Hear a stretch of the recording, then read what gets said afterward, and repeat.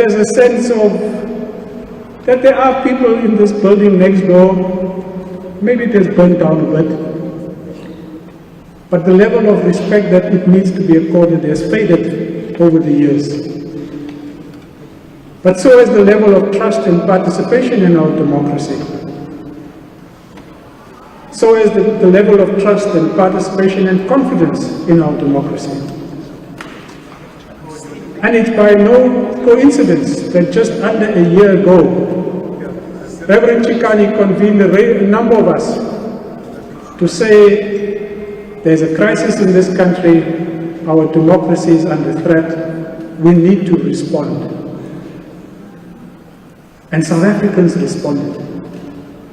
The Defend Our Democracy campaign kicked off in March, brought together hundreds, if not thousands, of South Africans to think about how to respond to this democracy, to the threats that it faced.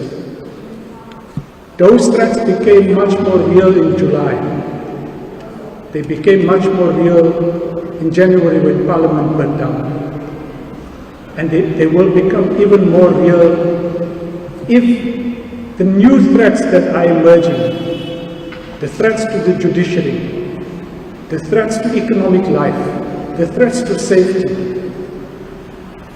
the threats to an ability to tolerate political opponents and not regard them as enemies, to work across party lines, are the kinds of things that we need to be talking about.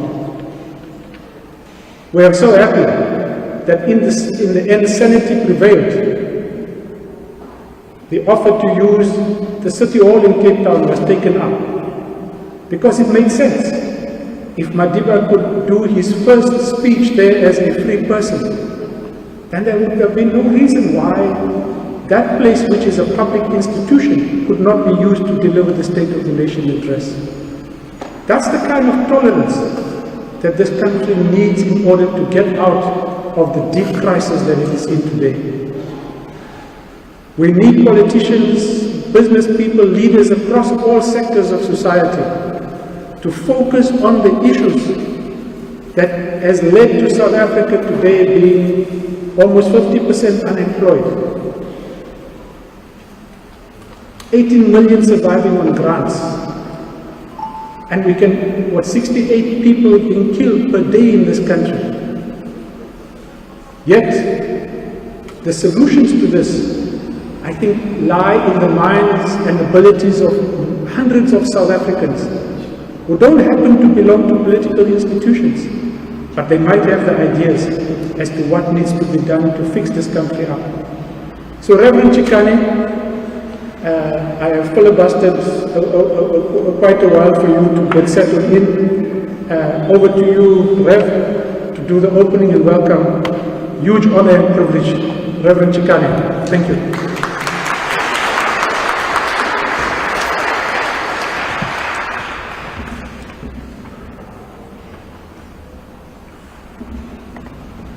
Good evening. I'm going through a whirlwind from one thing to another and one point to another. And I just want to say a few things. Firstly, I'm of the view that we don't have to spend time analyzing how bad the situation is in this country. And because of that, I must declare that I am angry. I think we need to start from there. I am angry that the struggle we waged and people paid so much for it. People died. People were tortured. People have lost limbs and have suffered greatly. And when we did so, we did not expect that this country will be where it is. That's not what we struggled for. And so I've gone through a number of experiences in the last 2 days One I would like to say is that I've just been from a memorial service for Max Coleman. Now, Max Coleman was radicalized by the detention of his sons, and he became a father of all detainees in this country. He actually saw all the pain people were going through. We just listened to testimonies this afternoon in that memorial service. I need to listen to our sister Connie talking about how she was tortured, how she was captured from one place to another. It's a pain. She's a member of parliament. It's a pain that we are where we are today. I was also forced, because I had to be in parliament yesterday, I was forced to read two important reports. The report of the expert panel on the July 21 unrest, whatever you want to call it, whether you want to call it insurrection, failed insurrection. I had to go through that report because of what I had to do in Parliament yesterday. And the second report I went through is the report of the experts who the panel, the Signal Formati panel, call it in that way, which was released in 2018. When you read that report against what we got to know about the state capture commission, it is very clear that there was a counter-revolutionary effort to derail everything we ever did. And you don't miss it when you read that report. When we talked about moving from the security of the state to the security of the people, because that's what we fought for. We fought against the security of the state against us to a security of the nation rather than a state. And when you read that report, it was changed to state security. And we missed it because we were not focusing on the details. And when you change it to state security, it means that it becomes a security for people who are in the state. But then it gets reduced to security of individuals. And that's why the intelligence services get retooled, not to serve the nation, but to serve the interests of individuals. It gets also politicized. We said we don't want security forces that are politicized. They must defend us. They retooled it to take care of factional battles. And that's why we had the insurrection in July. And the more I read about it, it makes no sense that the state could not deal with that crisis, because it was hauled up, the government was hauled up, so that you can have the security establishment to serve interests of individuals, and all of us who oppose what they do would go to jail again. And so we came close to actually a capture of the state, very close. And I would like to say I thank all of you, because when we started defend our democracy, we said if parliament fails, if government fails, if parliament fails, if the parties fail, the people of South Africa shall be the last line of defense. That's what we said. And the only way in which we can survive as a country is to take a stand as the people. Yesterday I was asked the question, why do you have people who think like this and the other? For now, I don't care how people think. What I care about is that people are going to stand and save this country. If we do not do it, those forces, negative forces, corrupt to the core, are going to make every effort to come back in a big way to continue with their agenda. And so we meet here today to say the state of this country is in a bad shape. And that if we don't take a stand, we're going to slide to the end. And when I read Max Coleman's last statement with Audrey Coleman, when they were honored by the president last year, November, he presents himself as one of those who have passed away too late. Those who passed away in the first 10 years of democracy went home happy because they thought we had made it. But those who passed away after Sister Bennett, and she was the last person to tell me, to say to me she was tortured, she was removed from a convent and forcefully put in another place where she does not belong because she opposed apartheid. She served in this parliament. But before she died, she said to me, I wonder whether the sacrifices I made were worth it. I wonder. And Max Coleman and Audrey Coleman say that that statement, this is not what we fought for. And so we as the people, and I'm calling on the people of South Africa, we as the people of South Africa must organize ourselves in the manner in which we did during the time when we opposed the apartheid system. We must organize ourselves from one community to another. We must organize ourselves to the level of street committees, which we created at that time. We called it the M plan, but we couldn't say it in public because it would have been Mandela's plan and we went to jail. We just said street committees, form street committees. In Deep Kloof, where I stayed, that street was secured.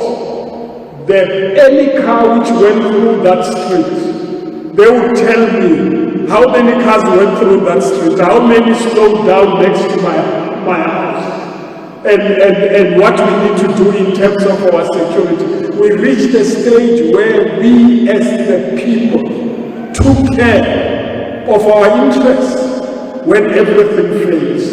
And I would like to say to you today, Parliament will happen tomorrow, but Parliament on its own will not save us.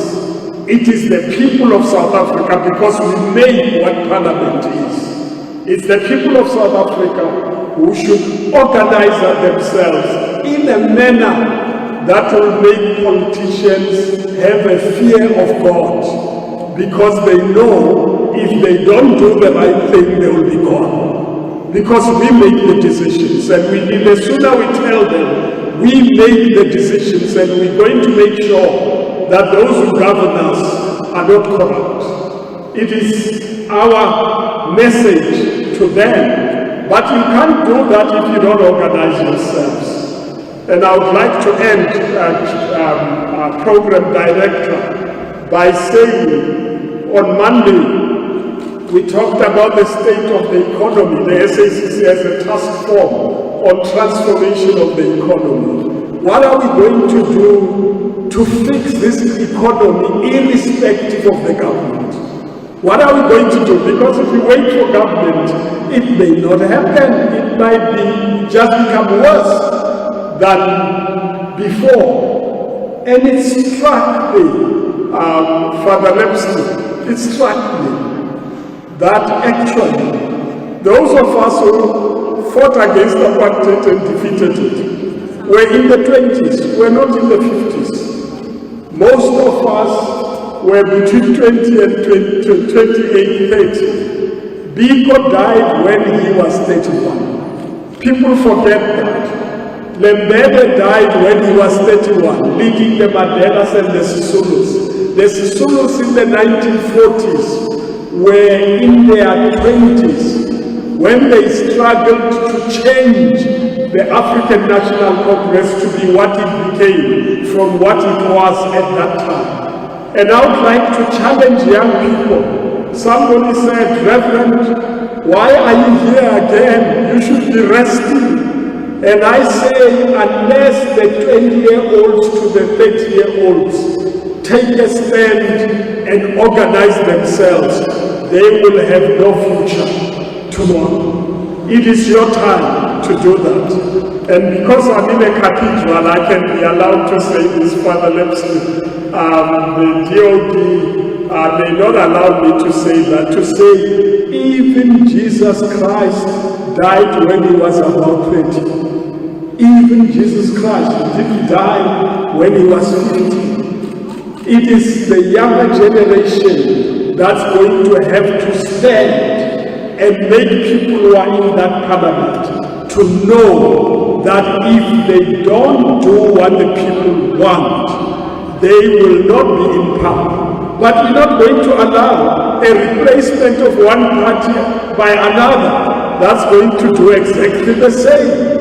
And so our message is very clear. No one is going to govern us without us. And we'll organize ourselves to a level where we can dictate what happens as people, rather than let politicians dictate to us. Thank you.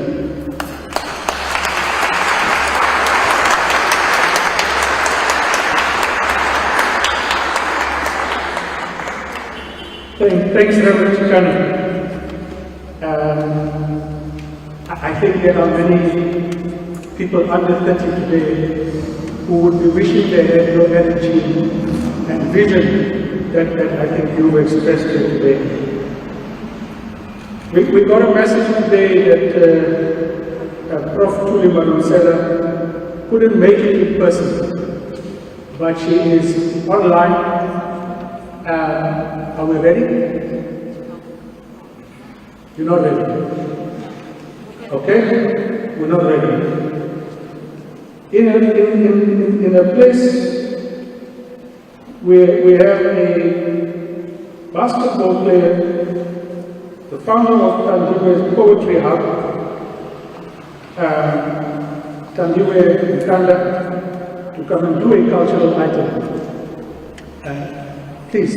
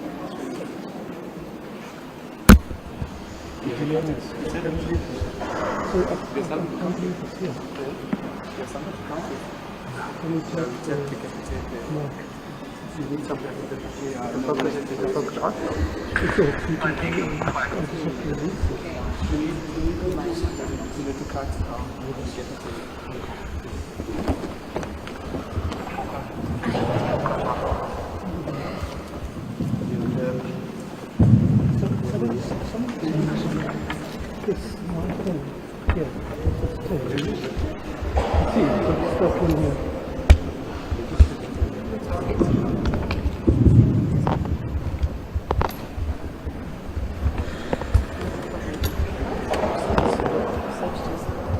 we go. Up? No, it's still stuck in there. Okay, so basically, That's up. but I need my audio now. Just try and take this off here. Just try.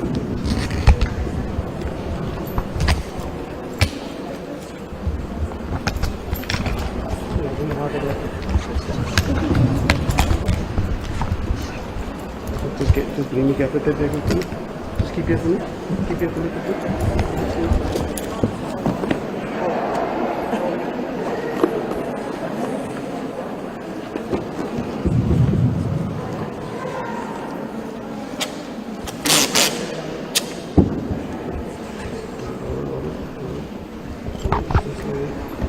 You'll be done now.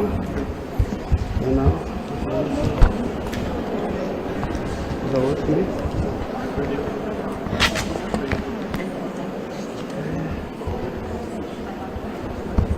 Here we go. Done.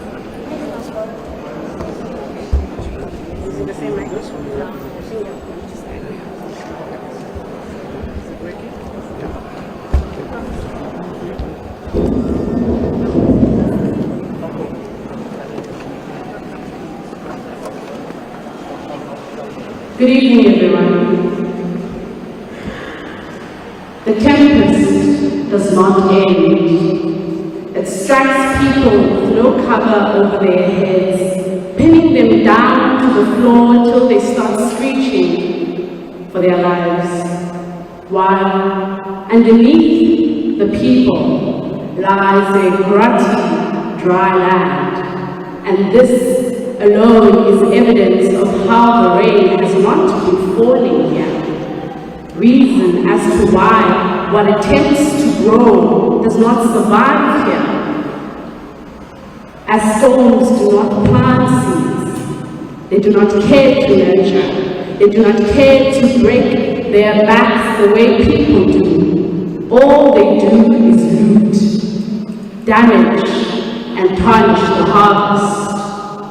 See, the hands of our authorities were leaking with extortion, and unfortunately, the rapacity being the cause of this tragedy has dismantled the culture of rectitude that is owed to the people. It has given birth to warfare, as those who suffer have shown to burn things, burn people, and places too. So next time, when this happens again, may they not grow to have nausea when they can all clearly see what is in front of them. Thank you.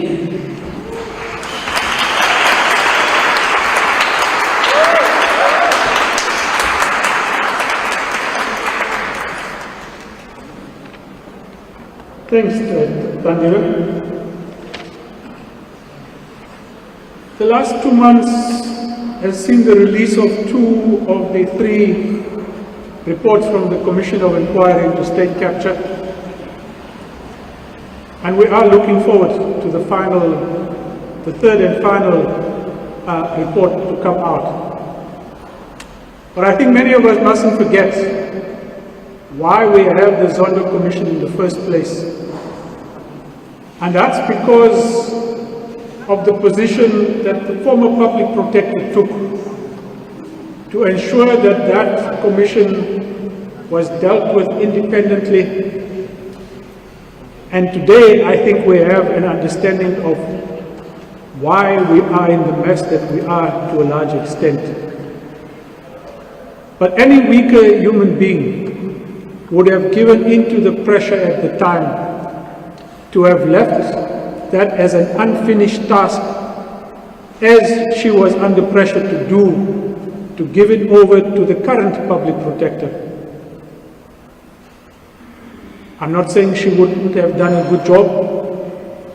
That I leave to yourselves to decide.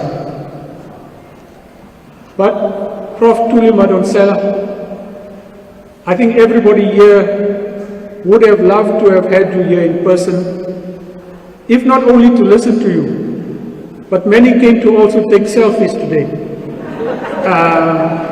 So I'm not sure how we do it with you on screen, and maybe they can stand here and do it, but we'll figure that out. Are we ready to get Prof. Madonsela? Okay, over to her.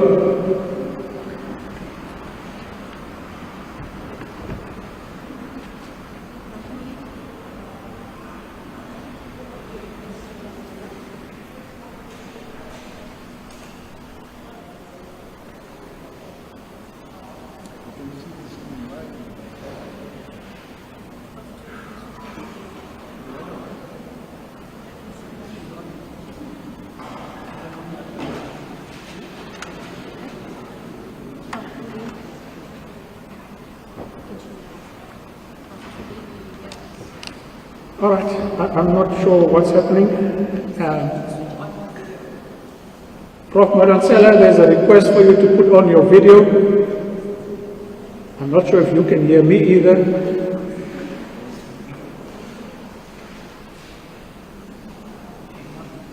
Can somebody just phone her and tell her? There is a phone, please use it.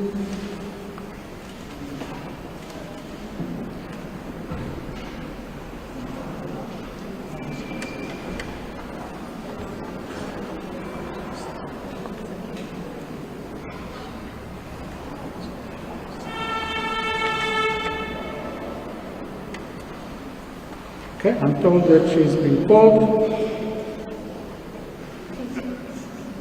There we are. Over to you.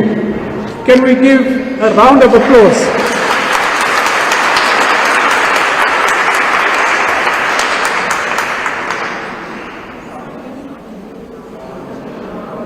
Okay, now you need to unmute yourself. Zoom 101, unmute yourself. We can't hear you.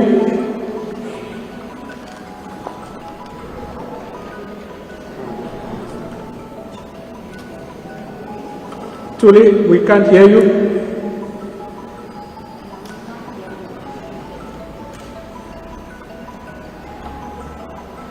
Sure. We can't hear you.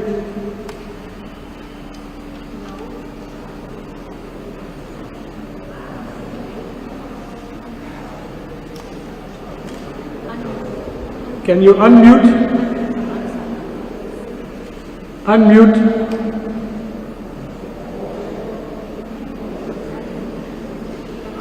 Right, the arrow's going the right place. Yes, almost. There's it.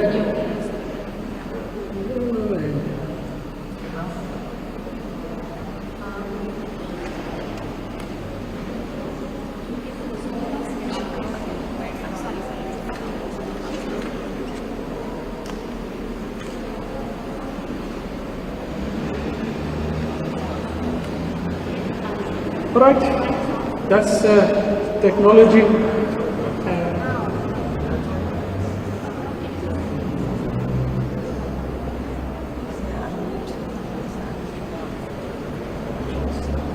Please, this is no reflection on the state of our nation.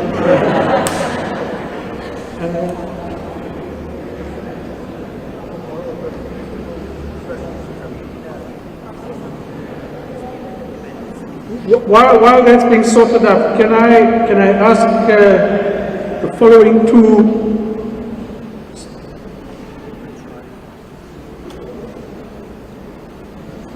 Jane Bowman from Equal Education and Enro Ihsan Gesnoder to please come up. But first, Jane, your 5 minutes.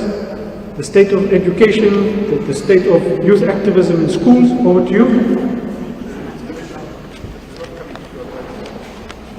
Hi, can everyone hear me?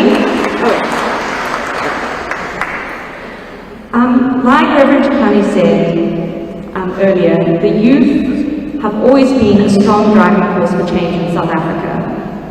Their needs and their voices must be incorporated into any people-centered government budget or agenda, as well as into any mass national civil society movement. One of the biggest struggles for many of the young people of South Africa is their fight for equal and quality basic education. Basic education is intended to provide young people both primary school and high school education with the opportunity to grow their skills and their knowledge, as well as the ability to build a life, a future, a purpose, as well as meaningfully engage with society. Although schools are not islands and they cannot protect learners from all the hardships that they might face outside of the school walls, they are an essential and fundamental building block to a just and equal society. At Equal Education, we have continuously heard about the hardships that many of the young people of South Africa face in their school systems. Now, there are obviously such a wide range of issues to discuss, but one issue that I want to highlight here as it relates to the Defend Our Democracy campaign around fighting corruption and fighting for an accountable government is school infrastructure. Almost 30 years after the end of apartheid, learners are still going to schools, in schools that do not have proper water, proper sanitation, proper electricity, or in overcrowded classrooms that are sometimes unsafe themselves. This simply cannot be acceptable. While, of course, there are issues of government funding to school infrastructure, which I won't touch on now, a very, very, very big issue that we face and that cannot be ignored is that so much progress would be made in school infrastructure if the Department of Basic Education and provincial education departments properly managed and properly spent the funds allocated to them. The corruption and mismanagement that we see in school infrastructure is something that is felt by many, many learners across the country and is something that impacts their day-to-day experience of learning. It is not just robbing taxpayers of their money, but it is also, and more importantly, robbing learners of their future. And it is also robbing South Africa of a better future itself. Once again, we cannot accept this, nor can we afford to accept this. We must continue to uplift, listen to, and fight for our youth. And this cannot successfully be done without ensuring that all learners have access to equal and quality education. Thank you.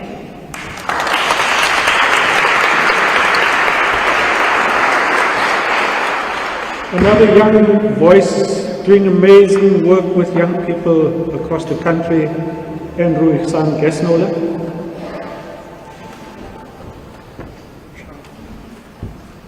Evening everyone. I think what has reassured me is the fact that none of us are using iPads, so I think that is quite positive. I think broadly the issues we confront as a country are not isolated, they're not accidental. It is as a result not only of the past decade, of the events that took place just around the corner, the fire that engulfed the parliamentary precinct, the July unrest, the staggering inequality, the deepening unemployment, and just complete hopelessness. Equal Education, like many other organizations, whether it was the TAC or new organizations like the Health Justice Initiative, to community action groups, to organizations like Gift of the Givers, these are all organizations that are stepping into the breach. A breach left by our public representatives, a breach left by those we've entrusted. And Reverend Chikane spoke about the sacrifices so many of us made. Many people died for the sacrifices that has benefited this country, but we have squandered those opportunities. And I think the question isn't about whether youth are electing to become involved. They are involved. Whether it's organizations in Khayelitsha, such as Equal Education, or NU, or it's organizations in Diepsloot, young people are involved. It's a question about how do we leverage that. Because reform to our electoral system is not going to resolve the issues our country face. As Reverend Chakani and other speakers have mentioned, what we require is mass mobilization. That's just preparation for tomorrow's noise. I think the issues we confront are not overwhelming. We have overcome far more, but what we do require is mobilization at the street level, communities. It's about not just talking about the lived experience, where more than 50% of young people are unemployed or underemployed. Sure. I think the reality is our lived reality. It's not a number on a piece of paper. It's not a tweet. What we find ourselves in, around the corner, we have people unhoused. We have people 20 minutes from here who are suffering under devastating circumstances. From school environments where the library at a primary school I went to, and if I go back to that primary school, the library is probably double the size of this podium. That's the library. Young people are expected to find education, they're expected to find opportunity, but they are struggling to find those opportunities. And it's not about confronting just corruption, it's about deepening our democracy, it's about taking the authority we as people have. And I think that's why, as Defend Our Democracy, this is not a question of time. The time is now. Thanks, Sean.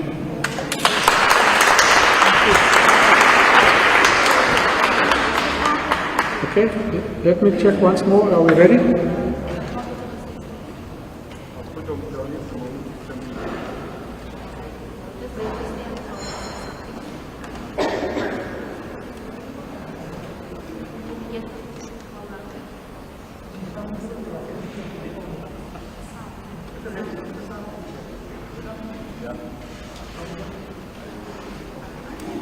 If this works, can I ask you to give both the technical people and Thuli Madonsela the biggest applause ever possible?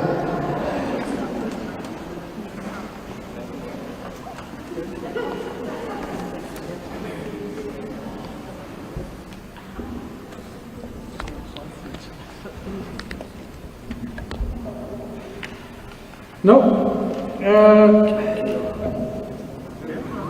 Somebody that's been in the forefront of challenging vaccine apartheid globally kindly has come forward here today to just share some perspectives on the state of our country from the angle of the work that she's been doing from the Health Justice Initiative, Fatima Hassan. Fatima?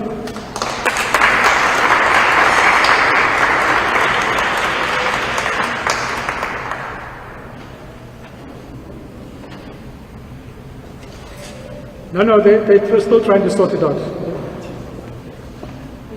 Yeah, I'm sure.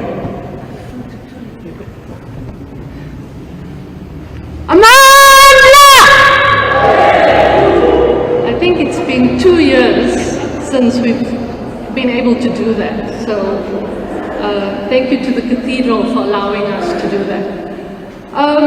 So I don't want to be in the way of Advocate Thuli Madonsela, and I know that this is not what you expected, so bear with me for 5 minutes, please. We want to say to our President that stuff that was flying over just now and the pomp and ceremony is a waste of money. It's not necessary.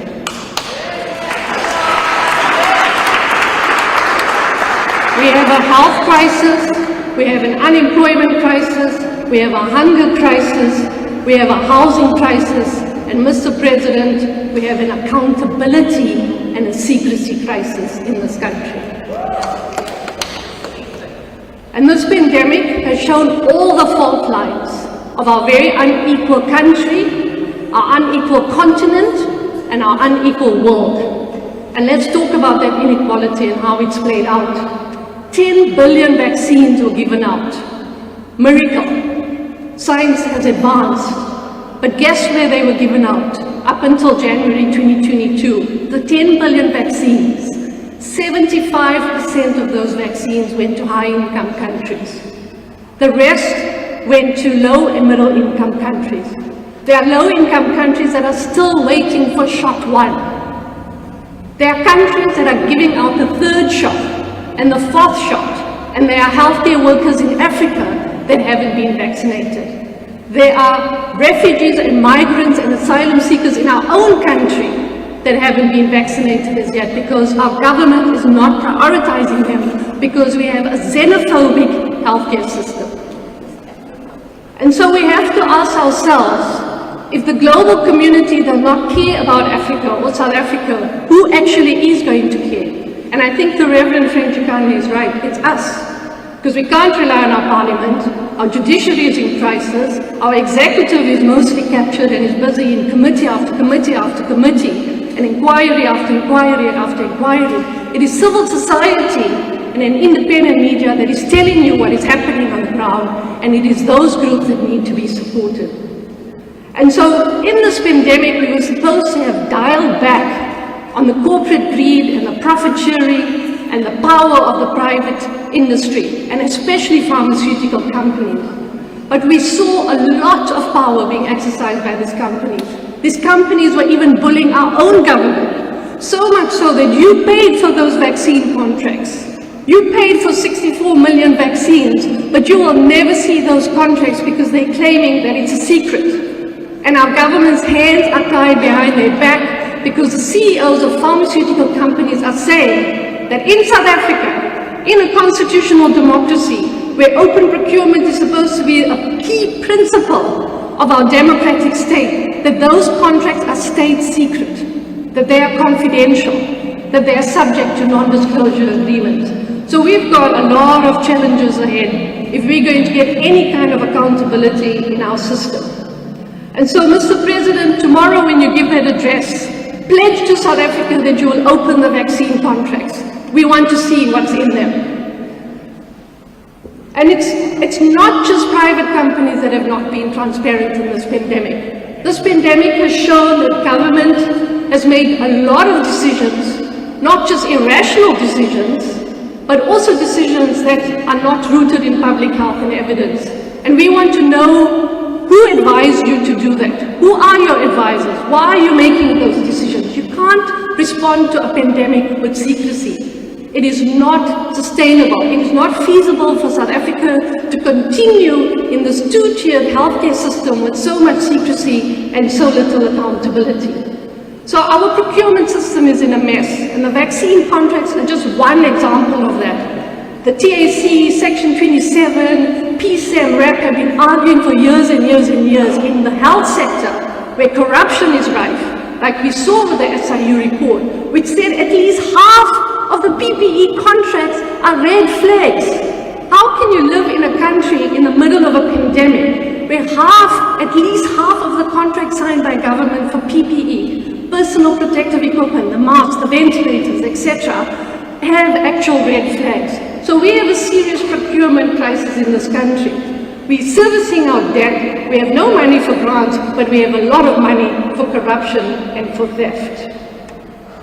I just want to finally say that it's not just government stealing money from our people. And I know that people don't like to hear this, but in the last 18 months, the Competition Commission has found many private companies, retail pharmacies, gouging. Do you know what's the definition of gouging? It's taking too much money from somebody else who can't afford it in the middle of a pandemic. You are overpaying for basic essential services, not just in this pandemic, but for cancer meds, for HIV meds, for TB meds. This two-tiered apartheid-era unequal health system is forcing our government to pay more for medicines than it should be. It's forcing our government and people like you and me who rely on low-income or high-income medical schemes to pay too much for the most basic of services. And so we have a situation not just of vaccine apartheid, we have a situation of worsening health apartheid in our country. All of us here sitting today have been vaccinated. We have comrades and colleagues in the Eastern Cape who still haven't received a vaccine because the Eastern Cape Health Department cannot afford to buy the proper refrigeration equipment.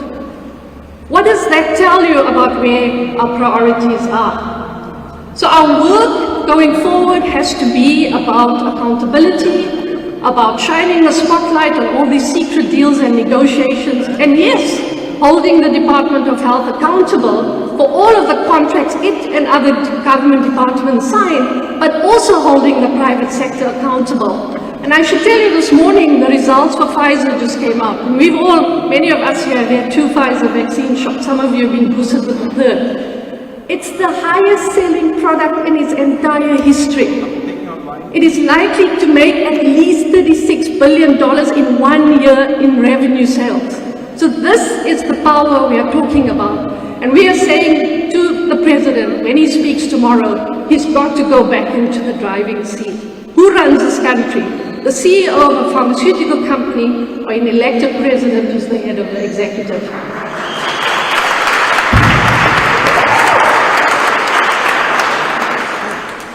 But we've seen that the president has struggled.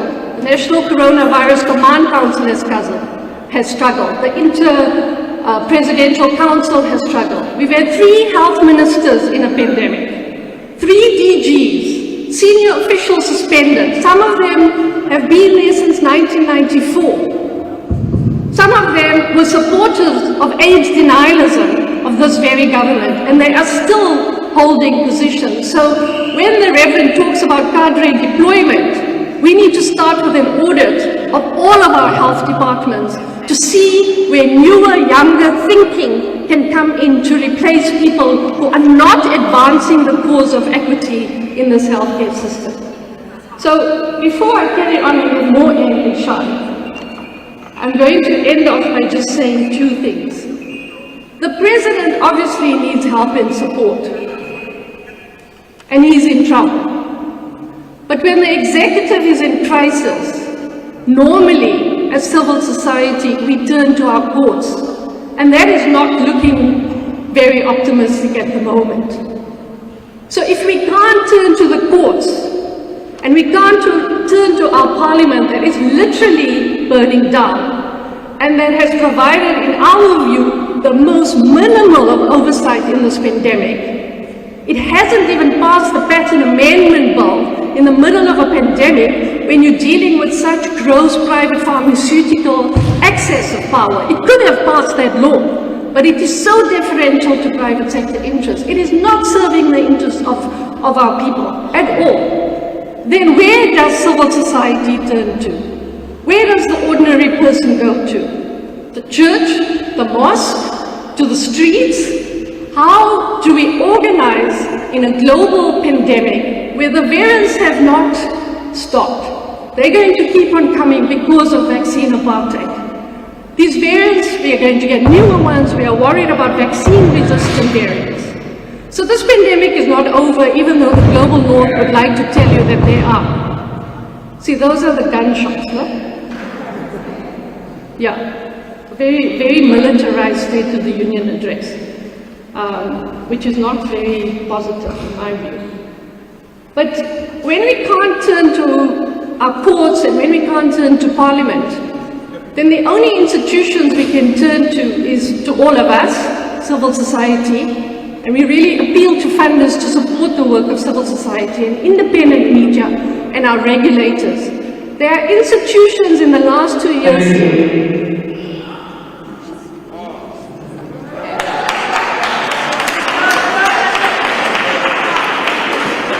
Look, I just want to end up by saying that there are institutions that did not get captured because we fought at the height of state capture that they not be captured. Those institutions, regulatory bodies, the medicine regulator, the competition commission, the office of the auditor general needs all of our support now, because the place where we are going to get oversight, the place where we are going to get relief, and the place where we are going to get remedy for all of our people actually resides in those independent bodies and regulatory institutions. Of course, we've got to spend a lot of time trying to rebuild the executive and the legislature and parliament, but for now, those are our options. And if we're not able to do it, if we're not able to mobilize everybody around the country to do this, then I'm sorry to say that our democracy is in serious trouble. Thank you.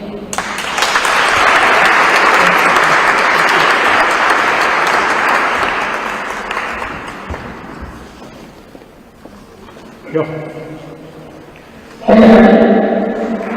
Yes. Over to you. Over to you.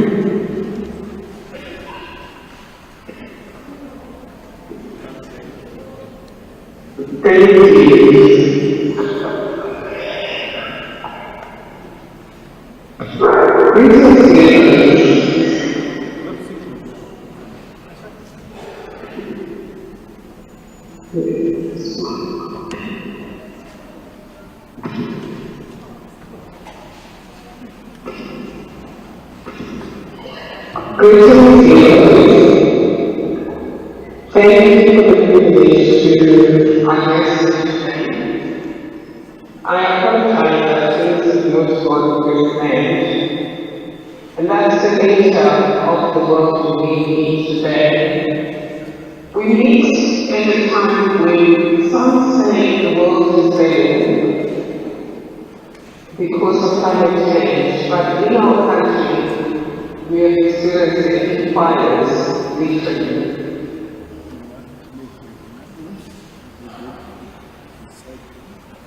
I want to point out two specific next ones. One is, of course, COVID-19, that struck on South Africa and the rest of the world in 2020 and has left devastation in its wake. Partly because of the nature of COVID-19 and partly is the impact of lockdown rules. That first one in South Africa was the so-called May 20 July, when some of our people decided to cannibalize on some of our people by banning infrastructure, banning property as a way of expressing their concern about something that we are so much being concerned about, or they organize to express a concern about the arrest of former President Jacob Zuma. Like Bishop Makoba, I have so much trouble. In any case, the only reason humanity remains here because of hope and of course because of the power that we have. Archbishop Makoba has issued a telling call asking me and anyone else who has a vision of South Africa to roll up our sleeves as co-builders of the South African world. The good thing about the next ones is that they are diversity that are moving us to the stage of our democracy. We meet on the eve of the State of the Nation address, and that reflection on today's event, it occurred to me that we shouldn't be looking at the state of our nation. We should be looking at the state of our democracy. Because when we adopted this particular constitution in 1996, we chose a particular democracy. We chose a constitution that says things simple. We are adopting it in order to do two things: to heal the divisions of the past and to build a new society. In the Constitution, we say the new society that we're building has three goals to bring us: democratic gains, social justice, and fundamental human rights. In that very same period, we also say that our objectives include making sure that everyone's potential is reached and everyone's life is lived. And COVID-19 in the July onwards made us look at ourselves with new eyes and realize that not only are we not doing it, but it doesn't seem like we're in the right direction. Because as the definition issued by the same our democracy indicates, when it comes to healing the divisions of the past, we're ready. We are increasingly becoming polarized. Yes, it was doubtless the white woman effect of pain that polarized us. But the fact that doubtless was able to gaslight us in order to divert our attention from the same or even trying to like investigation of the public. The reality is that that's made hold because they were not sufficiently built. So that we do not be. What about democratic? You did the challenge is every South engaged in our democracy. We then go for something only and for me, one of the things I read about whether we are only or not is when I go to people and they say, you ain't Parliament. We like to in Parliament and say, oh my God, our people that you know that I will have protected. Some people will have prosecution and we ask me about criminal cases. Yes, we come to this great blueprint for our democracy, but we don't yet speak on this. Another big issue of social justice, which is about what's fair and equitable distribution of all opportunities, resources, privileges, benefits, and burdens in a society in which we survive. We know that the social justice causes the physical more in the second world. And that's why we had the Treaty of Asylum, we had the UN Charter, we had the Public Aid Declaration, and more recently the UN Sustainable Development Goals, because global leaders who are smart know that inequality or injustice in peace cannot coexist. Inequality or injustice in peace cannot coexist. So we're talking about one of the activities in the 80s, we're talking about people minding the surface of those who are left behind. So yes, and again, then minding because that's true. But the greater challenge we have for ourselves is how do we honor the position of powers? I listened to see the Hassan recently was reading this about more foundation. And he was saying a promise in the Constitution is a promise like England. And a promise that is not being fulfilled is the same as a debt that has not been paid. So who has paid this debt? The president, those in government, or all of us? I believe that the Constitution enjoins me and everyone else to join hands to build the society one together. We cannot die like the poor men folks outside, but still men that vote decided that just because the vote was not leaning on their side, they were not going to have the freedom to vote anymore. And one man on the side of the vote was attacked, and he and his colleagues were trying to get rid of the vote of us, the other colleagues, why would help us? And those on the left side of the vote say, no, we're not going to have you because the effect is on the truth is, both South Africa is only one vote. Climate change is only one big vote. If it goes down, it all goes down. The only difference is that those on the side with the practice are going to go down faster. So what is being asked of us by democracy and by us people? I would say that the first thing is constitutional governance, not constitutional government, but governance, because governance includes me in participating in delivering on the constitutional values, but also being vigilant, because it says that the price of freedom is eternal vigilance. So we need to make sure that when there is corruption, when we're seeing all the resources, we don't look the other way. But more importantly, when people in the name of the story, democracy, in the name of the story of the revolution, they ask us to ignore theft, to ignore corruption, to ignore state better.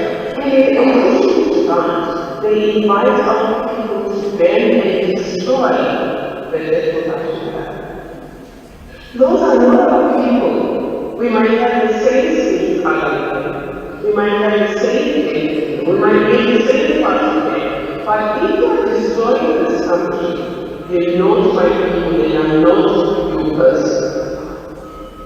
And that must be known, because I compare this to a family with the caretaker of the family. They say, oh, parents died, and the caretaker is sitting up our family and stealing our resources, or gathering of who would bury their own house, who would destroy their own assets despite the caretaker.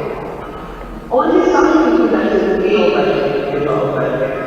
And that we are of families of Africa, and it is our responsibility to make sure that South Africa becomes the South Africa we want. And how does it become the South Africa we want? We have to expand the importance of constitutionalism in this country. We have to make sure that every human being that we meet understands that their voice counts and their lives count. But more importantly, that anything they do may take us forward into the constitutional will and may take us backward. So we need the kind of politics that are built in South Africa. And I don't care who you are. If you are cultivating hatred, if you're cultivating anger, you know it's right. You know people will sign up to go to the South Africa place where you hear the vision of the past and go to the society that is founded with democratic social justice and parliamentary. And you can't tell people those parliamentary rights. Everyone knows the rights there. For political leaders that carry on those human rights, we have to call them to order. By more importantly, let us make sure that when the President is spoken to, as the legislative state of the nation address, we find that when the last session on the last state of the nation address has addressed the Constitution. And not the Constitution bringing generic things, the Constitution promised to a global tragedy out there in KwaZulu-Natal as demonstrated. Is her life will be improved? Has her life improved since the dawn of democracy or since its administration started? And to the extent it has improved, we need to get better. For example, the issue of the grant.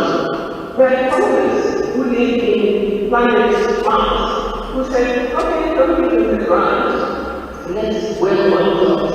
And I'm completely as I tell us. That the session was, but you really want to get better. How many of the people say young people are going to be able to employ their families? How much of them, 55% of people are going to get out of poverty through these regulatory repairs in these families? So we have to really and say, when we are going to a particular pathway, what does it mean for Okazami? What does it mean for Oppenheimer? And what does it mean for those in between? And not just come up with plans that are not in exponents, that are not reconstructed, but more importantly, that are not anchored in constitutional governance. So, I don't wish to the presidency. I don't wish to be in the shoes of Mr. Finance. I don't wish to be in the shoes of anybody who is in the driver's seat. I wish you well. But let's take a wisdom. But whatever they do, they have to be expressions. They have to be talking about building resilient societies everywhere, not just randomly doing things, but let's everything can mean to get society. And as they play their part, let's play our part. Let's set up and improve the quality of life of every person. Let's set up as part of the social justice plan, and many other issues that are in the country, but let's also set up and saving democracy through not only advancing social justice, but calling disorder, calling corruption, calling out those who are defending corruption and abusing race. Because every time you say something that is wrong, and they have to be held accountable, we hold that we are agents of white people. They must stop using race as an excuse for impropriety. And let's make sure that this happens. Dear colleagues, I'm very confident that we are going to take this around because we all want to roll up our sleeves and build the South Africa of our dreams. And thank you to the Catholic and all of the things that have brought us here for making sure that we remind us the South Africa we get is the one we ourselves build, the social justice. Thank you.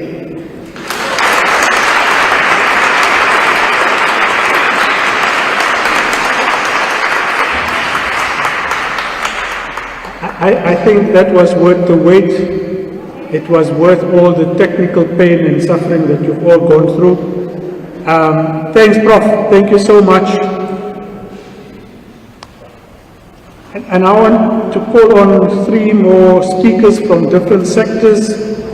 Prof. Amanda Gous, political science, Prof. at Stellenbosch, but also the SACHI chair on gender politics, who will be followed by Father Michael Lapsley and Sheikh Ihsan Talib. Amanda?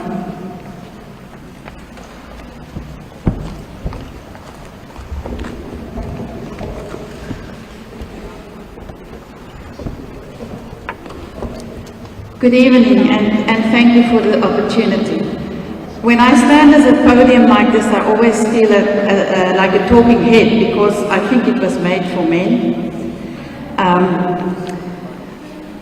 I've spent an entire career in the academic tertiary sector, and the last 2 years were the most difficult. Because of the pandemic, we had to start teaching online. It required us to learn new skills, and it required us to also work with students who are isolated, alone in rooms, and have to fend for themselves.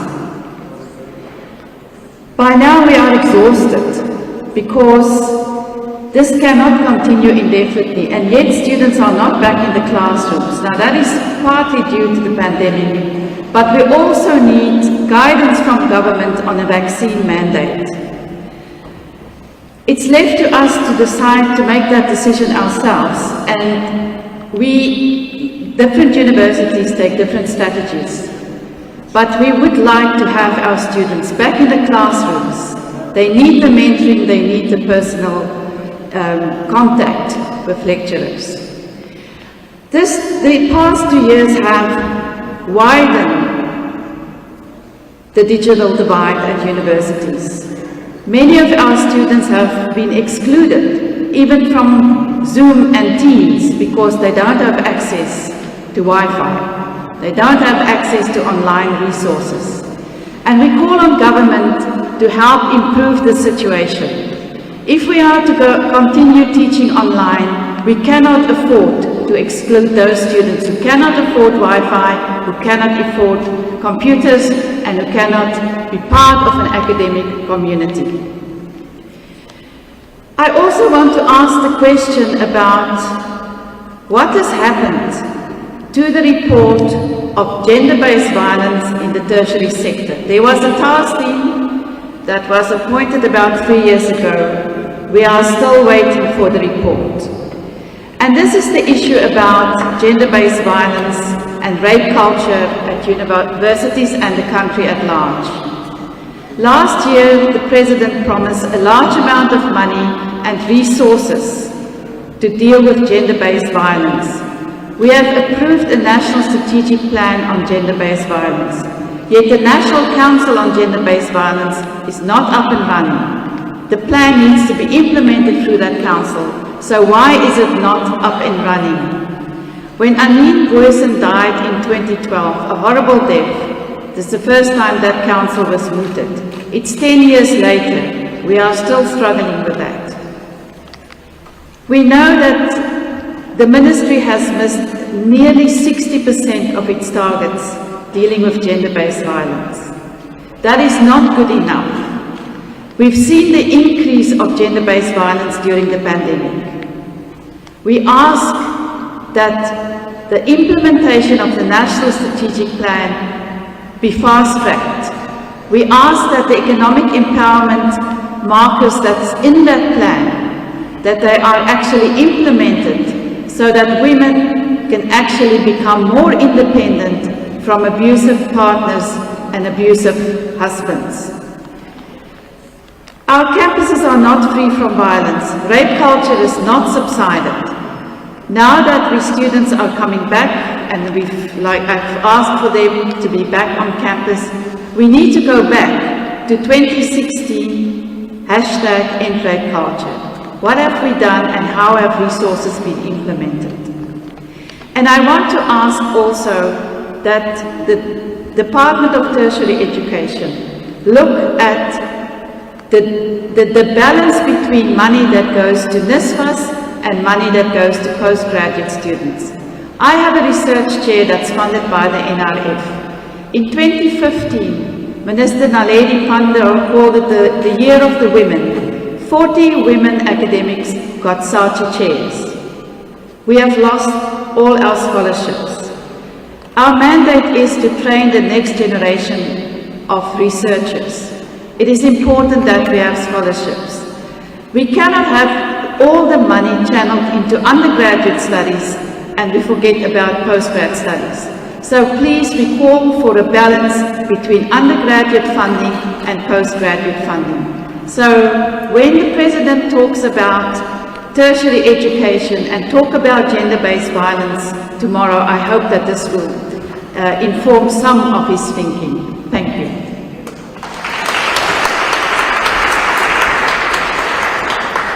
Thanks, Amanda, for highlighting those specific issues. Father Lepsley, as you come up, let me also acknowledge one of the few MPs who showed an interest here today, Bantu Olamisa. Your presence here is just hugely appreciated. We did open an invitation to all of your colleagues. I think you're the only one that has come through. Thank you very much for that. Oh, sorry. My humble apologies. There are a few more here that I will also acknowledge. Father Lepsley?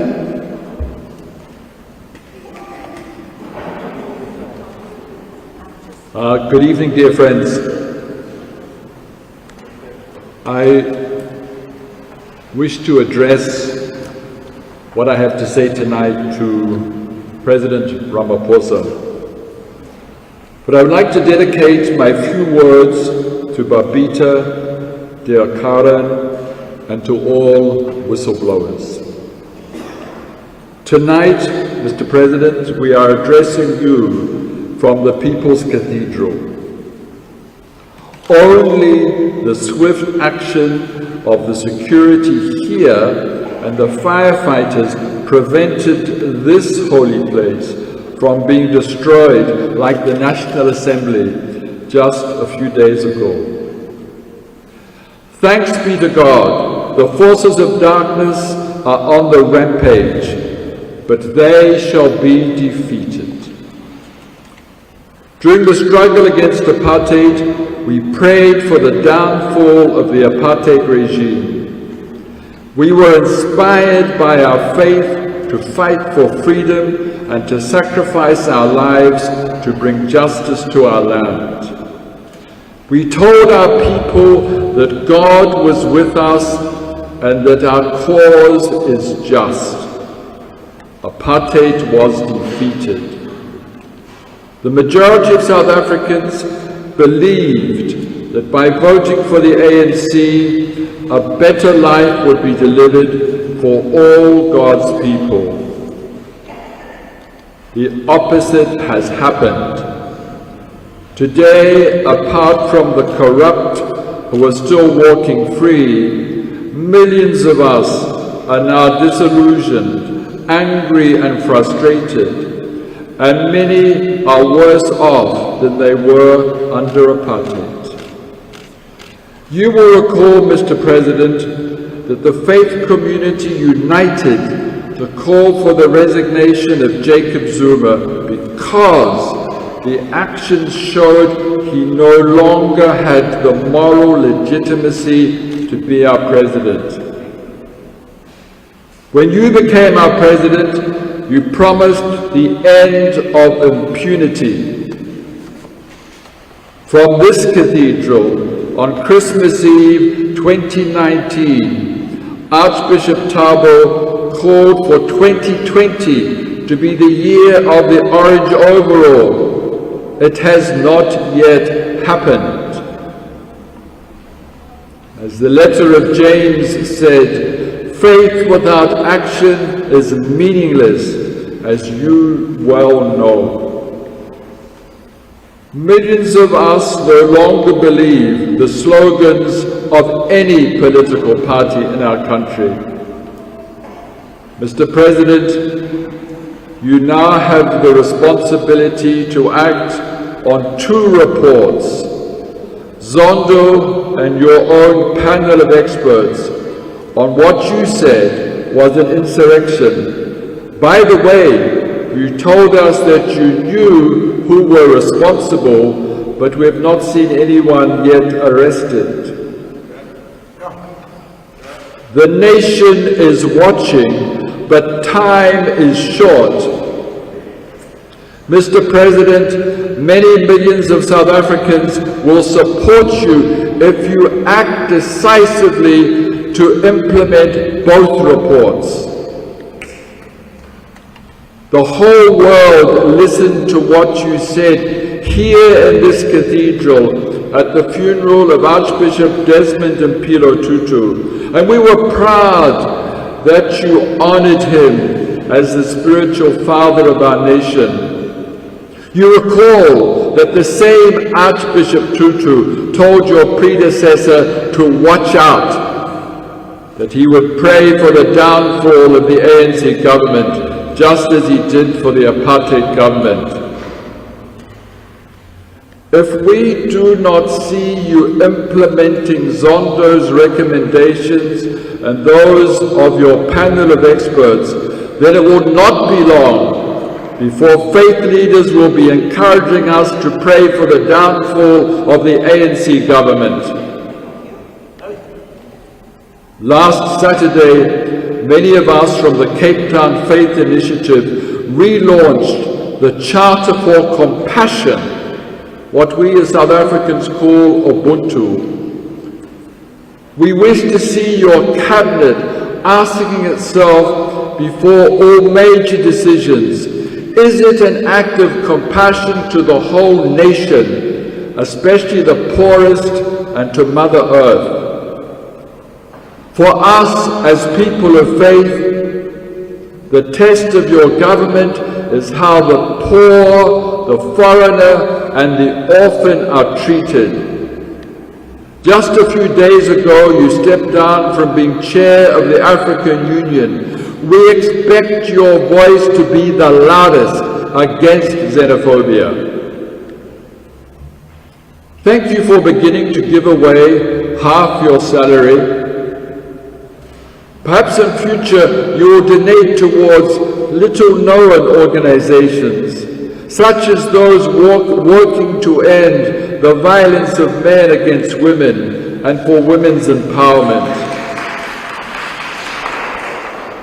Mr. President, please challenge your cabinet colleagues to give away 1/3 of their salaries and invite the captains of industry to do the same.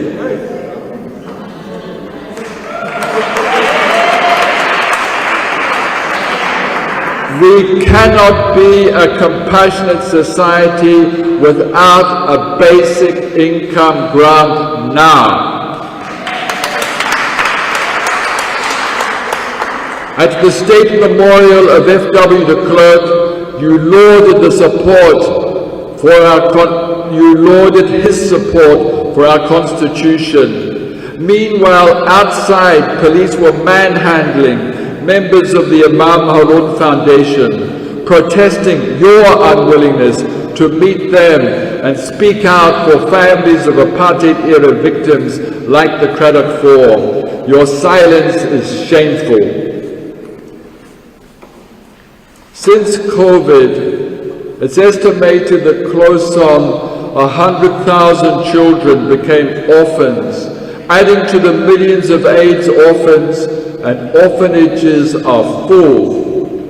As our first family, please can you adopt a child who is not your blood relative and invite all of us who can afford to do the same. We need to make whistleblowers the saints and heroes of our time. Mr. President, please propose a special category of national awards for whistleblowers. As one of the principal architects of our Constitution, you undermine yourself and us by keeping in your cabinet those who make gratuitous attacks on judges and the Constitution. Mr. President, I pray that your backbone will stiffen. And that your heart will be filled with compassion. Fellow South Africans, it's our country. Let us all play our part in building the land of our dreams. Nkosi Sikelel' e-Afrika. I thank you.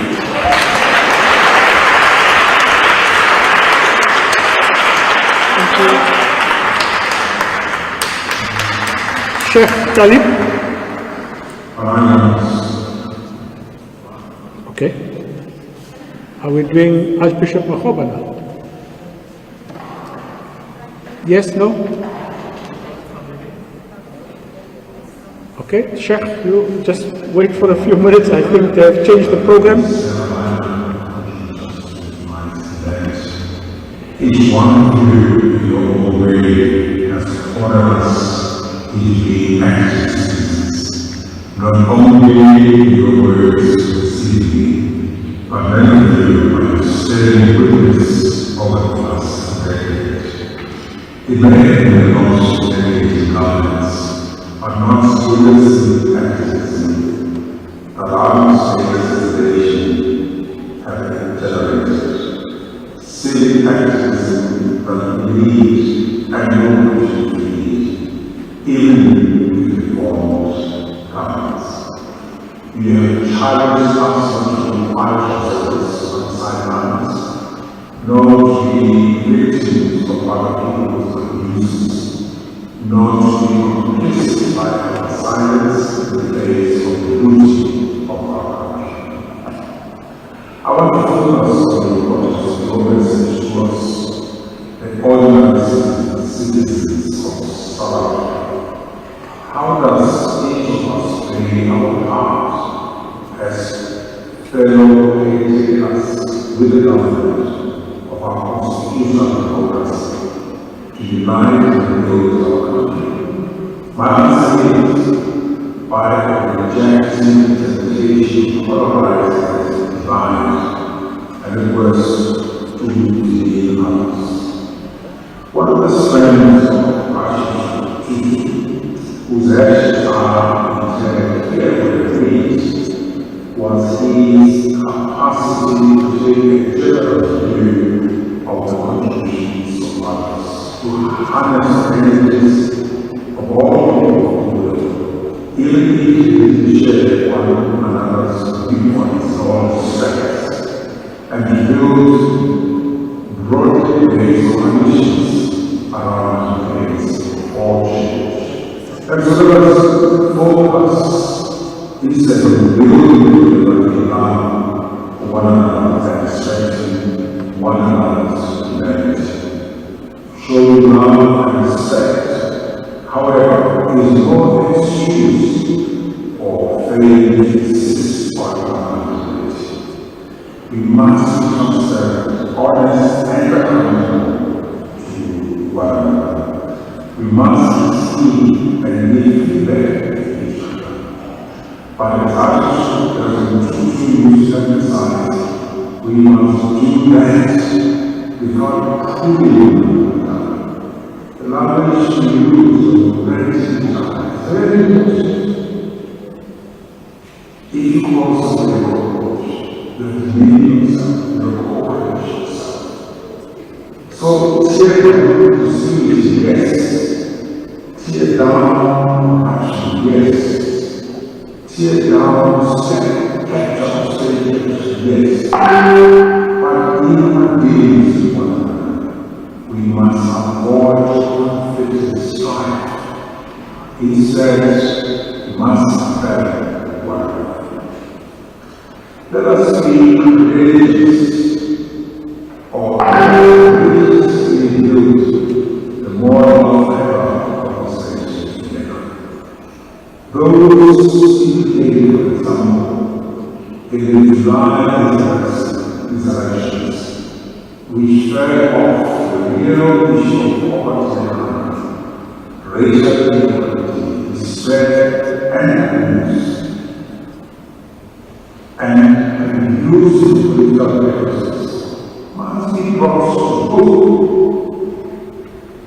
Those inconsistencies as pointed by the Auditor General that only 20 out of 250 municipalities and 3 points must be charged, has a level or replaced. We forced to go back to school when then not of running. Friends, we will do all these in order to bring about justice. Wrongdoers must be dealt under the law. To achieve these, of this particular internet, we need to reform our criminal justice system to make it truly independent of the influence of politicians in compliance with the criteria laid down by the Constitutional Court.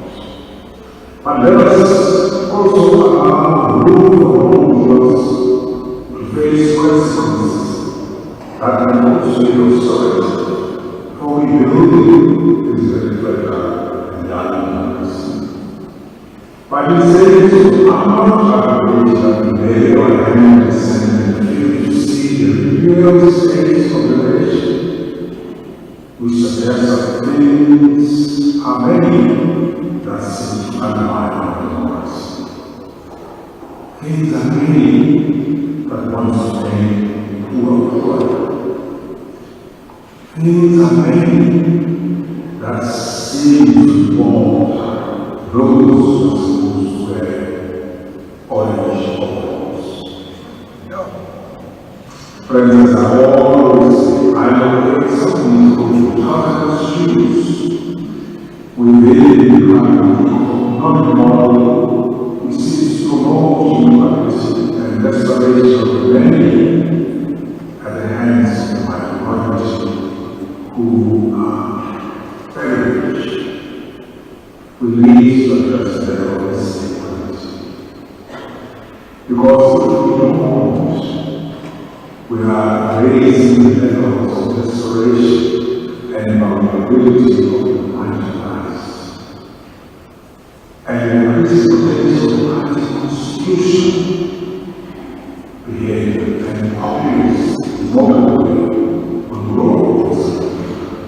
So we have to find alternative economic models that ensure that we share, that our country's loss is accessible to all, and that the role is excluded to the basis of the very government or the connection of the resources. All of us are also, all of us are in need. For all to flourish, we must ensure democracy works and is lived and shared by all, as we also find solutions to the growing anti-migration sentiments that require. In all the state of the nation as tomorrow, as our words and the actions tomorrow, it will be reduced to a little more as an animals, allow harm by the king's symbol, and our dreams of individuals equal and democratic will wane further. So if we commit ourselves to active citizenship, we also set up the President to provide nations to a country in which we see true liberation. We expect him to use all the means at his disposal to unite us, to root out corruption, to give the young jobs and hope, and to reset our country's heart. We must play our parts as citizens. Yes, but if no one said yourself, we run the risk of the center of the world and will descend into chaos. It is up to all of us to prevent that. So God bless us and God bless our nation as we go to reset our world. My name is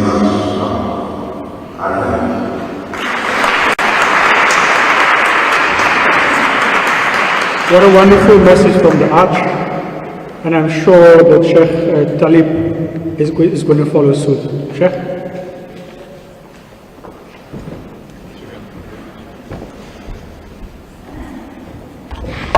Thank you very much, Sheikh.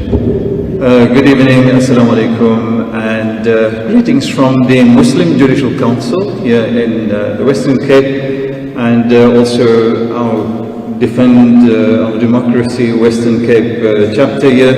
To everybody, thank you very much for everybody also being here. I think firstly, I have been calmed down by the Archbishop's address. I think I'm very happy that I didn't go on before he spoke. These, I think, great reason. There is lots of meaning for the fact that this meeting is taking place here in the St. George's Cathedral this evening. This meeting, let us be frank and clear, is happening this evening because we feel at our wits' end with regards to the extent and the rampant nature of political corruption. And so therefore, being gathered in this house of worship, this house of God, it beckons and brings to mind the need for South African citizens to bring back the powerful and the dynamic role that faith communities played in our historic fight against the injustices of the system of apartheid. And that power be resurrected and mobilized towards the objectives and the purposes of our existences. God Almighty says in the Holy Quran, and this is a recurring theme in the scriptures of all faiths, and that is that the purpose, the objective, why God Almighty had sent His emissaries, His prophets, His messengers, with clear instructions and with, in this Quranic reference here, with balance, is for the explicit purpose that human beings are then able to conduct their affairs with justice. So justice is the overarching value of faith, and it is therefore a natural impulse that faith communities heed in trying to fathom a role that they are, or that they have to, and that they are trying to recognize in this new dispensation after the demise of the old dispensation, and that we are trying to make sense of how we should conduct ourselves. Because we see the suffering, we see the violence, we see the gender-based violence, we see the rape cases being in excess of 45,000 per annum, only of those that are being reported, whilst studies show that 70% of cases are ordinarily not reported. Whilst at the same time, here in the Cape Town metropole, we have only one facility that can do checking of DNA analysis in terms of successful prosecutions in our justice system, that have a backlog of an excess of 110,000 cases. So we see the suffering of our children, we see the suffering of our women, we see the suffering of our elderly, and all of it, but all of it is because of political corruption.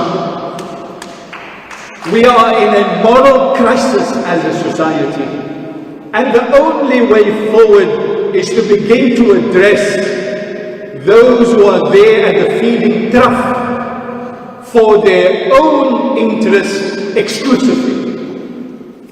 And so therefore, yes, we are all in need of healing, but the healing also needs to take place with the excision of the cancer within our society.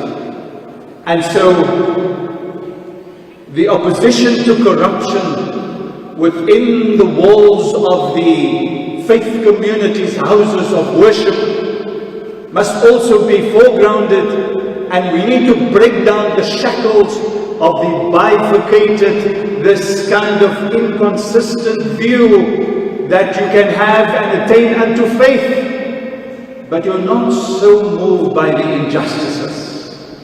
That is a contradiction in faith in itself. And so we need to shake off those shackles, because I dare say that what I witness in the Muslim communities of those bifurcatory tendencies and sentiments is likely replicated within all faith communities. And my hat, my kufiya, my topi goes off to those people who try their utmost within faith communities to reach across the lines of religious denominations, faith denominations, and try to bring forth and bring together an interfaith solidarity towards some kind of restoration of hope in our society.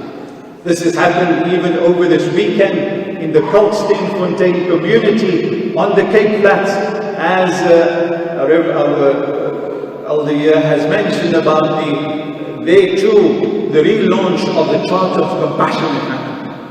I had noticed, like I noticed when I came here into the city, whilst we were there in Kalksteenfontein, it was in a circle called Plakkies Circle.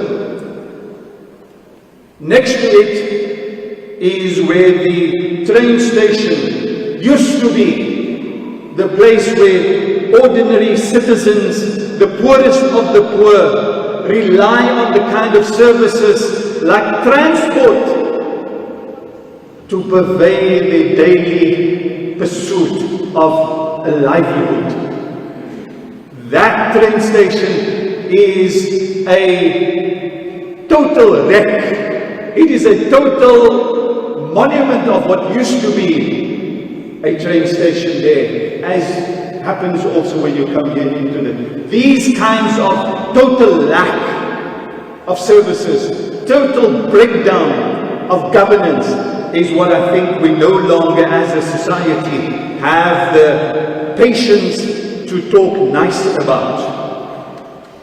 The Constitution is being attacked by high-ranking cabinet ministers with impunity, and we find silence in the annals and in the corridors of power. I think the rule of law is at the core of what faith, organization, faith, affiliation, faith expression requires. The rule of law. Within the tradition of Islamic study, there is an adage that says that one night of anarchy and lawlessness is probably worse than 60 years of oppression. Not that that is a vindication or a justification for oppression, but the extent of the lawlessness in our community that goes to the highest ranks within the security structures of our country is a disgrace.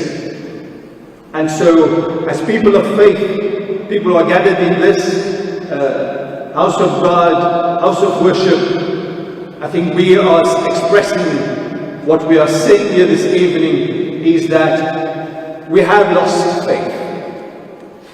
We have lost faith. It's not about we will start praying against, because Nelson Mandela said to us that if the ANC does to you what the apartheid system has done to you, then you do unto the ANC what you've done unto the apartheid system. And so we have lost faith, and we pray that our spiritual, our collective solidarity would be able to mobilize in the interest of the most downtrodden, of the most deprived, and those who are suffering under the bread line in our city, in our province, and in our country. I thank you very much. Assalamu alaikum.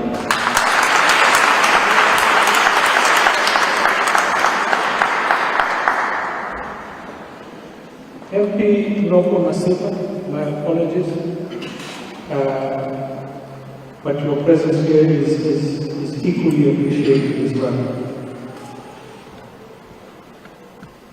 We're about to end this program.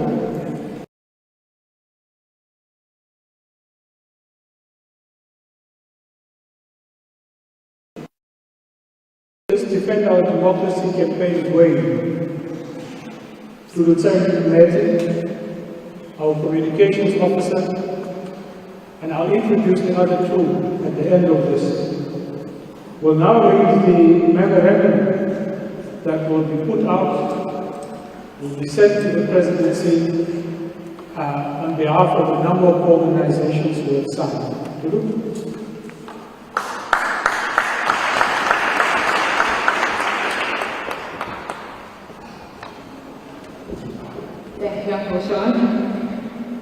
Good evening, everyone. Tonight I'm going to read out the memorandum entitled The State of the Nation, the People's Voice. We, the undersigned organizations, express serious concern about the state of our nation. Tomorrow, Mr. President Cyril Ramaphosa will report back to the country about what the government has and has not achieved over the last year. He will detail what will be the country's focus for 2022, leading into 2023. Yet, there's overwhelming concern amongst the public that the country may be teetering on the edge of a downward spiral.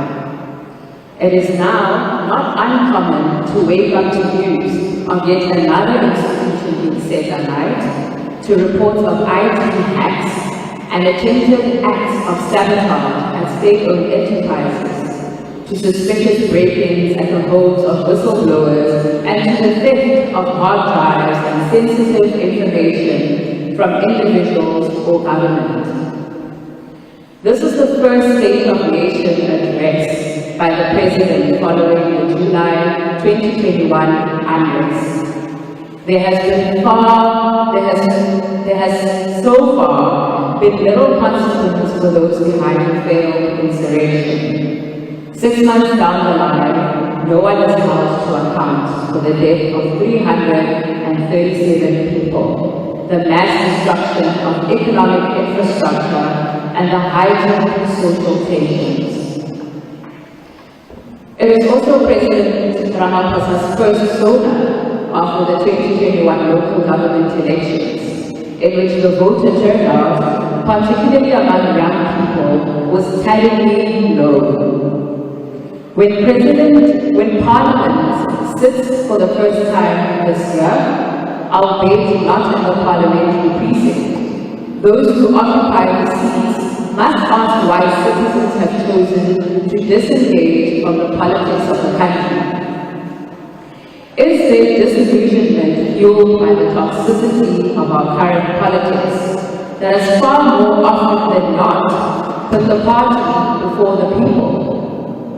Is it that decisions about who runs what are not always taken in the interest of the country, or who is the best candidate for the job? Perhaps it is sometimes more about who may be pliable, or why, or who may be able to protect certain interests, be it in selecting a head of a state-owned enterprise board or a law enforcement unit. Politicians must answer why they want to reverse some of the gains we have made. Just as we welcome the transparency offered through the new party funding laws, and that is the Political Funding Act, we must now deal with the political pushback because coffers and pockets aren't being mined. Ask people across municipalities in numerous parts of the country about why they have lost confidence in the functionality of municipal government. When people have to fill the potholes, worry about sewage treatment plants overflowing, panic about taps running dry, and walk home in complete darkness from work at night because the street poles have been vandalized and not repaired, something is fundamentally wrong with service delivery. We must question why people have faith in private security, neighborhood patrollers, gated community infrastructure, and mob violence instead of the police. Or why welfare institutions are the safety net of the poor and vulnerable, and not the state. Mr. President, in your State of the Nation address tomorrow, will you tell us what is going to be done to feed the hungry? To keep the lights on, to make sure that our water and sanitation infrastructure is repaired, to ensure that our trains can start moving again, to deal with land reform, redistribution, restitution, adequately to prepare for the consequence of the climate crisis, to ensure that schools are well-resourced and that picket trees are eliminated, and to ensure that people are vaccinated and have proper health care. And what about the youth? According to the 2021 first quarter findings of the quarterly labor force survey, youth aged 15 to 24 years and 25 to 35-year-olds reported the highest unemployment rate of 63.3% and 41.3% respectively. Mr. President, can you fathom the difficulty of an unemployed young person needing to raise approximately 1,330 rands per month to look for a job? Will you share plans to resource and ensure the proper functioning of the criminal justice sector? Action to prevent public procurement being abused to benefit a few? And a plan to clean up and clear out state capture networks and hold people accountable.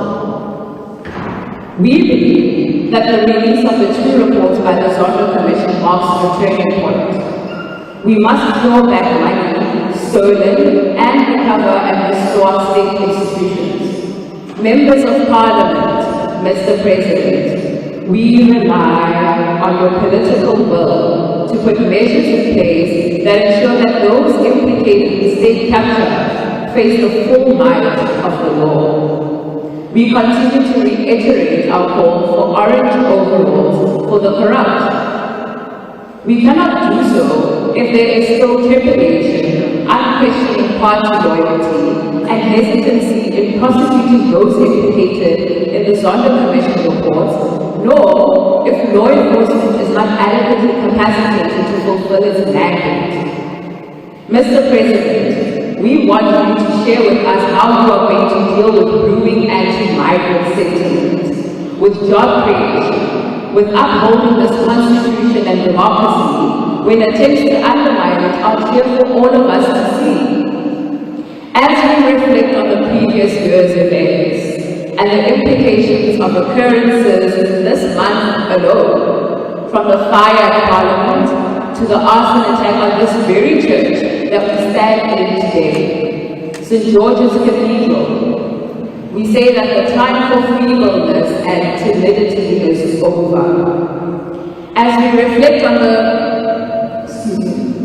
put the people before the party, lead, restore governance and stability, act. We call on parliamentarians and you, Mr. President, to implement the recommendations from the SONA Commission report. Do not allow the gains made in fighting corruption and capture to be reversed. Stop the destabilization of our state and arrest the culprits. Counter racist and xenophobic sentiment. Put people before the party and competence before political interests in public sector appointment processes. Protect whistleblowers by implementing key recommendations in the SONA Commission reports. Engage civil society and further mechanisms for whistleblower support. Fix our SOEs and restore good governance in all state institutions. Block attempts to reverse the political party funding act. Put forward a budget for the people which is inclusive, progressive, and sustainable. Grow the economy, create jobs, and reduce poverty. Implement the basic income grant. Stop the decay of public state infrastructure. Stop the rot at municipalities. And make government work for the people. We are in dire need of a reimagined politics in this country, where people truly govern, where there is pride in serving the people of this country and those who live in it. We need a government that is completely clean, ethical, and morally sound. We need a government that can bail out the poor with a basic income grant, and not SOEs that are left for plunder. We need leaders that can govern, true servants of the people. The honest, hard-working, and peace-loving people of this country will unite to save it. Mr. President, parliamentarians, we ask you to do the same. This statement is endorsed by the following organizations.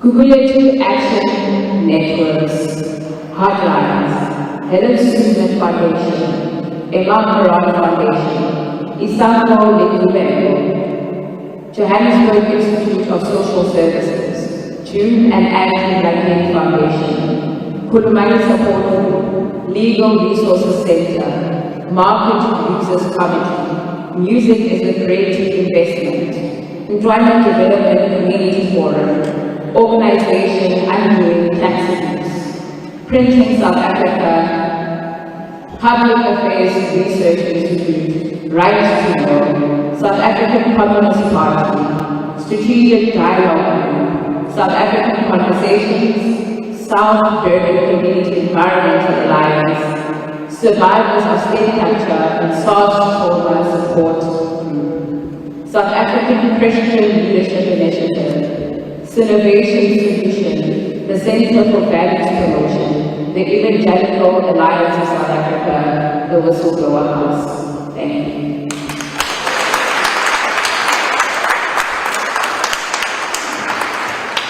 Thanks, Guru. Now, we were requested by the church to stick to time.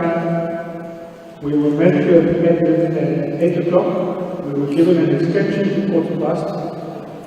But there's no pressure on Solly Mapihela as it comes up to do the closing address and keep to the request of the church as well. I know you will do it, Solly. Thank you very much in advance.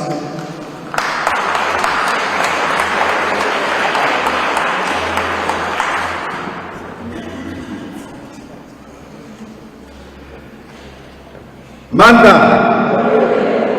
Mata, all power.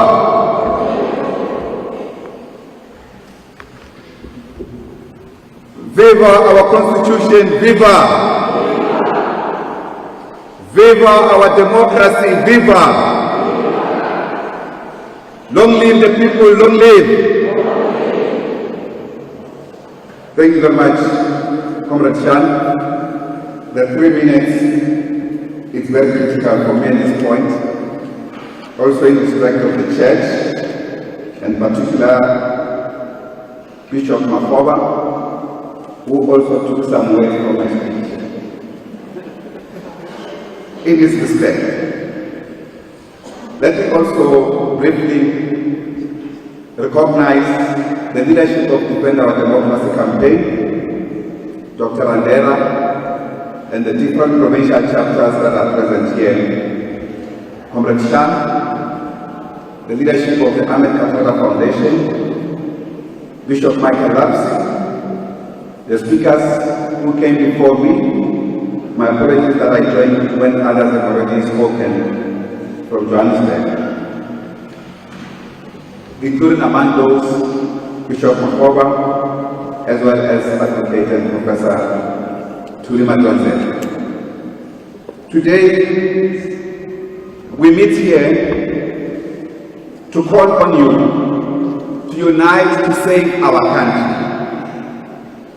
to unite to defend our democracy and to defend our constitution that many have died to create it. When we say we defend our constitution is not merely a paper, it's not just a book. It's a value system of the people of our South Africa. It contains in it our vision of the future of our children and how we want to relate with other people and how we want to build humanity in our country and all over the world. We defend our right to life and to dignity. We defend our right to safety, security and peace. We defend ourselves against criminals, those who kill whistleblowers. We defend our right to justice and equality and our right to good governance. And many more rights, social rights. We defend our right to be governed fairly in this country. That's what our Constitution is about. It's not just an empty document. It's an instrument to fight against poverty. It's an instrument to fight against inequality. We must use our Constitution, not attack it. That is why today we call on you, the people of South Africa, united in our diversity as called by our Constitution, to come together and once again replicate our people in the 1950s who came together to develop and build the Freedom Charter and develop the vision that is now in our Constitution, who mobilized all the people of our country, black and white, young and old. And they said, we will fight for our freedom side by side. Those freedoms are embodied in our Constitution.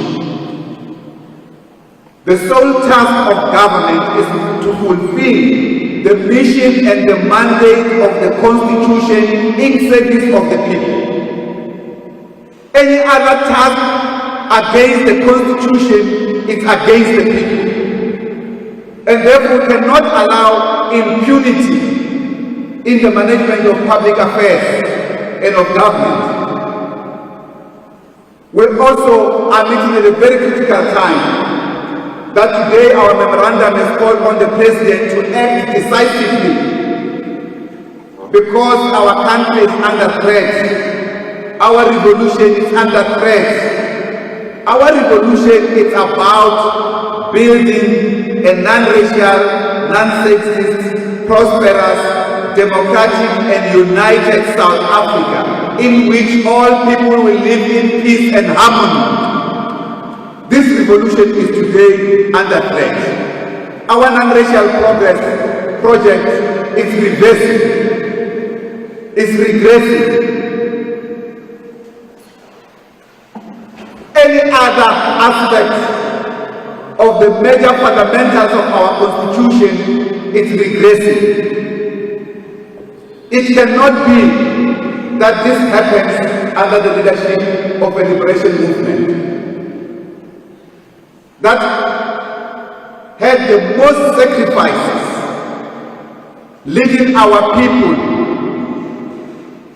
in the creation of this Constitution, working together with other liberation forces and organizations. Our democracy is under attack by counter-revolutionaries. This is what they are. The July unrest was a real counter-revolutionary offensive against our state and against our Constitution and against our people.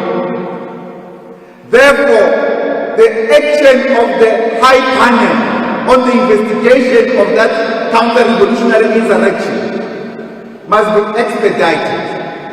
We need a clear program on how to deal with the rot and the problem, both in the security cluster and also in the ruling organization, the African National Congress. But what was important is that our people resisted state capture. Our people resisted this counter-revolutionary offensive. They remobilized and united in their different communities and defeated this counter-revolution. The state came too late. We must continue the resistance to defend our freedoms. We must defend the rule of law in our country and fight against impunity of law institutions, particularly the security services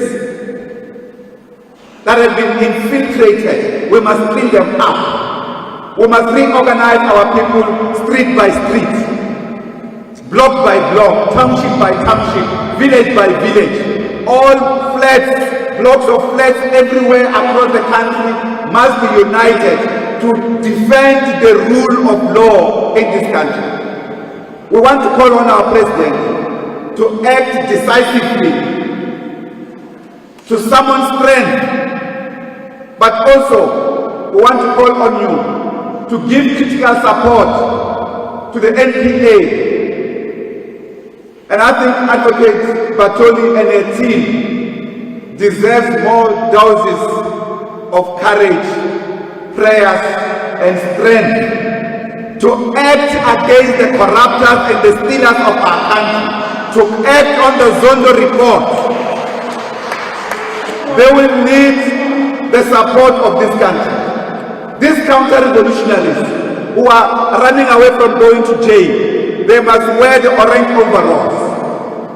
But for that to happen, we need to give both financial, legal and human resources to the NPA to act and to act swiftly and decisively without interference of the state government, particularly the political parties and individuals.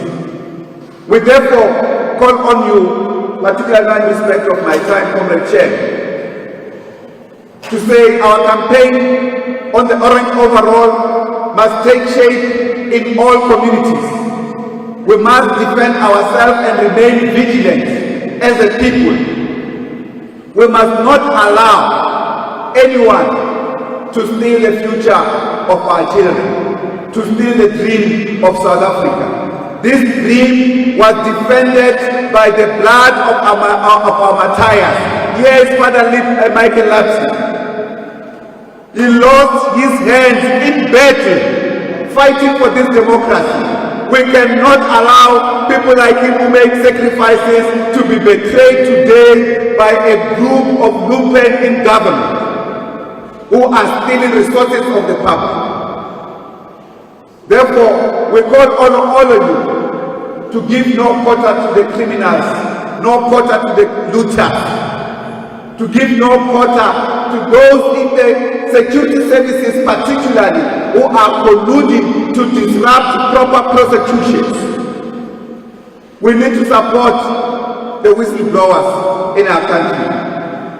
We say to all of you here, give South Africa a new chance, remobilize, defend its democratic gains, defend our constitution. Long live our constitution. Long live our democracy. Amandla. Thank you very much.